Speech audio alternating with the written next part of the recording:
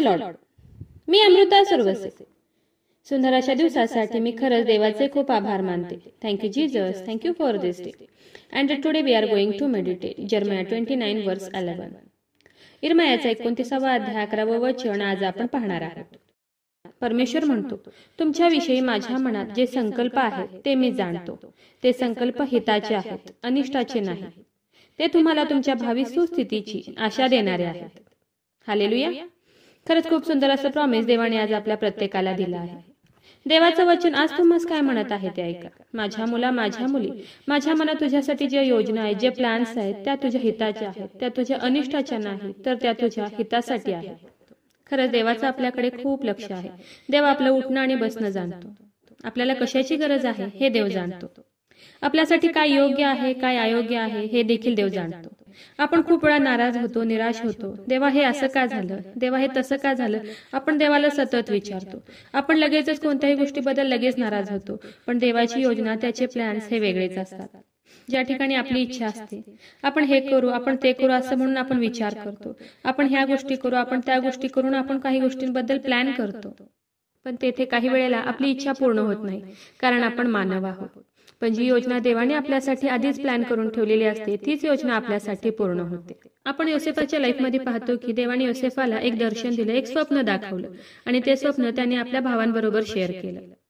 आणि तेव्हापासूनच त्याचे भाऊ योसेफाचा द्वेष करू लागले. आणि आपण पुढे पाहतो की कशा प्रकारे त्याच्या भावाने त्याला खड्ड्यात फेकून टाकलं, आणि कशा प्रकारे त्या भावाने योसेफाला इस्माईली लोकांना विकून टाकलं, आणि त्या लोकांनी कशा प्रकारे त्याला मिस्र देशात घेऊन गेलं हे आपण जाणतो. आणि पुढे आपण पाहतो की तेथे गेल्यावर योसेफावर आरोप आले, त्याला तुरुंगात टाकण्यात आले. पण त्या सर्व गोष्टीच्या मागे देवाची योसेफासाठी एक वेगळीच योजना होती.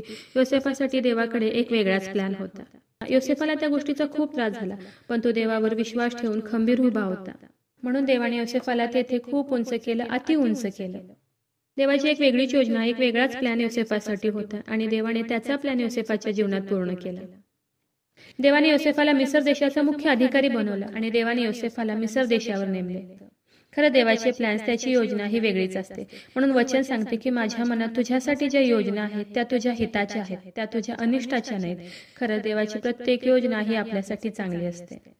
म्हणून आज तुम्ही विश्वास ठेवा की देवाची तुमच्यासाठी सुद्धा एक वेगळीच योजना आहे. देवाचा तुमच्यासाठी सुद्धा एक वेगळाच प्लॅन आहे.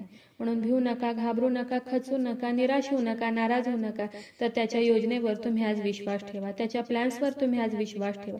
देवावर आज तुम्ही विश्वास ठेवा. त्याला म्हणा की हे देवा, माझी नको, माझी नको, तर तुझी योजना माझ्या जीवनात पूर्ण कर. आणि नक्कीच देवा त्याची योजना तुमच्या लाईफमध्ये पूर्ण करेल.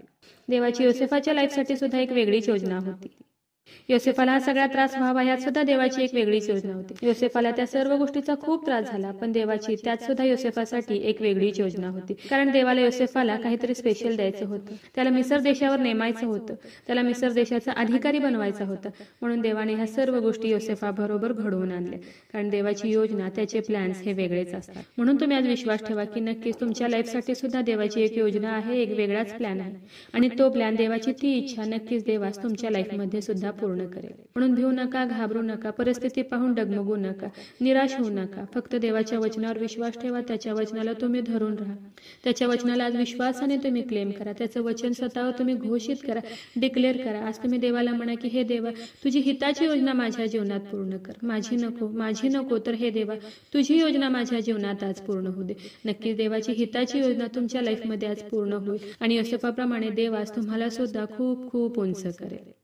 तर चला देवाच्या वचनावर विश्वास ठेवूया, त्याच्या ह्या वचनाला क्लेम करूया. नक्कीच ह्या वचनाद्वारे देव तुम्हाला खूप खूप आशीर्वादित करो. खूप जणांना देवाच्या ह्या जिवंत वचनाची गरज आहे. खूप जणांपर्यंत तुम्ही देवाचं हे वचन शेअर करा. देव तुम्हाला खूप खूप आशीर्वादित करो. शाल वी प्रे?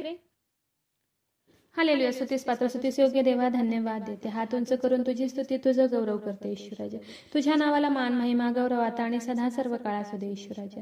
सुंदर अशा दिवसासाठी मी मनापासून तुझे आभार मानते ईश्वराजा. सुंदर असं प्रॉमिस, सुंदर असं वचन प्रभू ईश्वरपा तू आज आम्हा प्रत्येकाला दिला, आभार मानते ईश्वराजा. हो दे बाप्पा, जेवढ्याने तुझं हे वचन ऐकले प्रभू ईश्वरपा, त्या प्रत्येकाला तू आज आशीर्वादित कर प्रभू ईश्वरपा.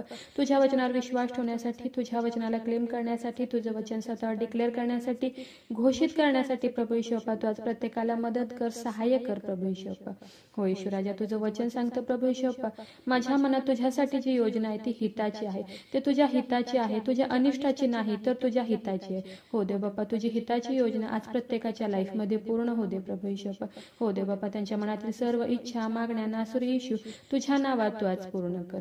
हो देव बाप्पा, माझा विश्वास आहे येशू राजा, तू माझी प्रार्थना ऐकलेली आहे. आग्रहाची विनंती करत आहे प्रभू येशू बाप्पा, जेवढे प्रेयर रिक्वेस्ट आलेत खूप विश्वासाने तुझ्या हातात देते. प्रत्येकाची प्रत्येक गरज नासरेत कर येशू, तुझ्या नावात तू आज पूर्ण कर. आग्रहाची विनंती करत आहे प्रभू येशू बाप्पा, जेवढे लोक आजारी आहेत, त्रासात आहेत, संकटात आहेत, हॉस्पिटलमध्ये आहेत प्रभू येशू बाप्पा, जे व्हेंटिलेटरवर आहेत प्रभू येशू बाप्पा, ज्यांची सर्जरी झाली आहे प्रभू येशू बाप्पा, ज्यांना डॉक्टरांनी सर्जरी सांगितली आहे प्रभू येशू बाप्पा, ज्यांचे रिपोर्ट्स येणार आहेत प्रभू येशू बाप्पा, जे कोमात आहेत प्रभू येशू बाप्पा, त्या प्रत्येकासाठी विनंती करत आहे प्रभू येशू बाप्पा, तू तुझं स्वर्गीय सामर्थ्य तू त्यांच्याकडे पाठवून दे प्रभू येशू बाप्पा, आणि तू त्यांना स्पर्श कर आणि बरं कर प्रभू येशू बाप्पा. हो येशू राजा, मी विनंती करत आहे नासरेत कर येशू ख्रिस्ताच्या नावात त्यांच्या शरीरातील सर्व रोगांना मी आज्ञा करत आहे, कमांड करत आहे येशू ख्रिस्ताच्या नावात त्यांच्या शरीरातील प्रत्येक रोग आज निघून जाऊ दे. हो देव बाप्पा, तू त्यांना स्पर्श कर दे बाप्पा आणि बरं कर. तुझं स्वर्गीय सामर्थ्य तू त्यांच्याकडे पाठवून दे प्रभू येशू बाप्पा. हो येशू राजा, आणि तू त्यांना स्पर्श कर आणि बरं कर प्रभू येशू बाप्पा. हो येशू राजा, जेवढे या प्रार्थनेमध्ये तुला हाक मारत आहेत, ओरडत आहेत, रडत आहेत प्रभू येशू बाप्पा, तुझ्या चरणाजवळून विनंती करत आहेत प्रभू येशू बाप्पा, त्या प्रत्येकासाठी आज विनंती करत आहे येशू तुझ्या नावात, नासरी येशू तुझ्या नावात तू त्यांना स्पर्श कर आणि बरं कर प्रभू येशू बाप्पा. हो देव बाप्पा, माझा विश्वास आहे येशू राजा, तू आज माझी प्रार्थना ऐकली.